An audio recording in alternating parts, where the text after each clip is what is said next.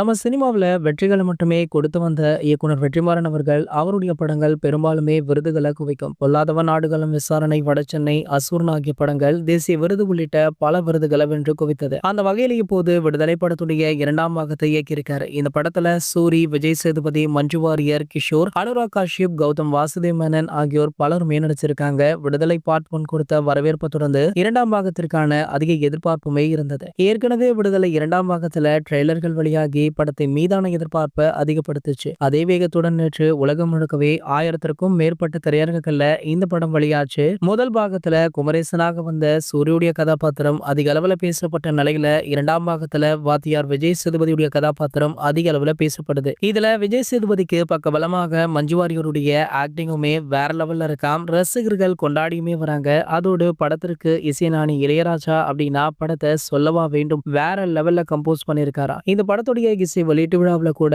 படத்தை பற்றி இளையராஜா புகழ்ந்து பேசியிருப்பாரு. சோ அதற்கு ஒரே காரணம் இயக்குனர் வெற்றிமாறன். இந்த நிலையில தான் உலகம் முழுக்கவே வெளியான விடுதலை படத்துடைய பார்ட் 1 வசூல் புதிய சாதனையை படைச்சது. இந்த நிலையில தான் உலகம் முழுக்கவே வெளியான விடுதலை படத்துடைய இரண்டாம் பாகம் புதிய சாதனை ஒன்றை படைச்சிருக்கா. அதாவது ரூபாய் 35 கோடி பட்ஜெட்ல எடுக்கப்பட்ட விடுதலை படத்துடைய இரண்டாம் பாகம் முதல் நாள்ல மட்டுமே பாத்தீங்கன்னா 48 கோடி வரை வசூல பண்ணிருக்கா. இது ஒரு மிகப்பெரிய சாதனையாக பார்க்கப்படுவதால தற்போது இந்த படக்குழுவிற்கு பலருமே வாழ்த்துக்களை சொல்லிட்டு இருக்காங்க. இது போன்ற சினிமா செய்திகளை பத்தி நீங்க உடனே தெரிஞ்சுக்க நம்மளுடைய தமிழ் நியூஸ் எக்ஸ்பிரஸ் சேனலை மறக்காம சப்ஸ்கிரைப் பண்ணிக்கோங்க.